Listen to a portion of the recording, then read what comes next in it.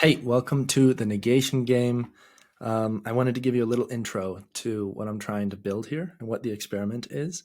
So I think that the heart of the problem that I'm trying to approach is that when we have conversations on social media, oftentimes it is it's very much an expression of us as ourselves. And so everything that we say is taken to be emblematic of who we are as individuals.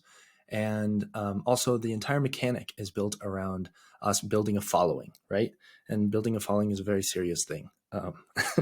And and what I'm interested in is creating a environment for exploring ideas deeply, and that's sometimes really difficult to do in uh, in the systems that we've built so far.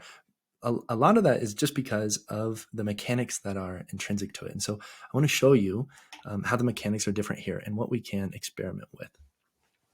So the experiment that we're playing with is this idea that, um, first of all, that not everything that you say is something that you believe. So it's possible to say something that might be a possibility instead of belief.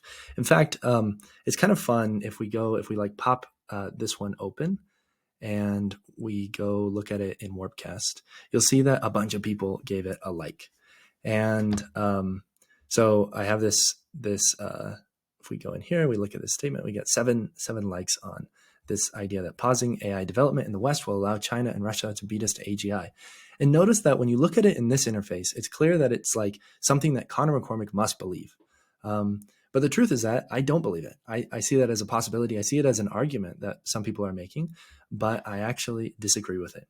And so I think the reason that I disagree with it is because actually none of the reasons that are here yet. So maybe this is a great opportunity to add a reason why I don't think that this is true. Now you can see that there's two ways I can respond to this. I can either say it doesn't matter, and or I can say that I think that it isn't true. So let's go ahead and do that. We're going to say we don't think that this is true, and it's not true because um, I'm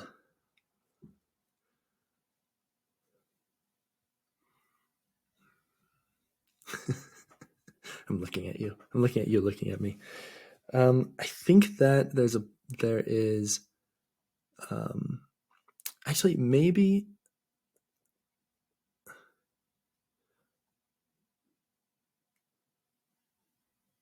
I think that at least one possibility is that we are so far ahead of China and Russia that it's unlikely they'll be able to catch up even if we pause. Okay, so there's a possibility. I don't know if I actually believe it, but that's kind of the joy of this, is that this is all about coming up with possibilities, not necessarily coming up with what you believe. And then only afterwards, once you've come up with many different possibilities, do you come up with what you actually believe. So, for example, I don't think that there's this idea somewhere in here that let's see. This I think is actually probably very relevant. So I can say that I think that it matters, and you can see a little check mark appears.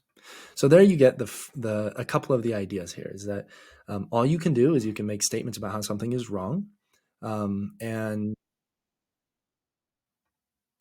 in addition to making statements about how something might be wrong, you can also like something. You can say that you think that it is true. There's these two dimensions of something. There is whether or not you think that it's true, and then there's also whether or not you think that it is relevant, whether or not you think it matters. And under each of these, you can pop them open and you can explore those two dimensions of it. So that's the idea. It's pretty simple. It's a simple experiment. It's kind of an attempt to is a sacrifice on the altar of the virtue of finding out that we're wrong.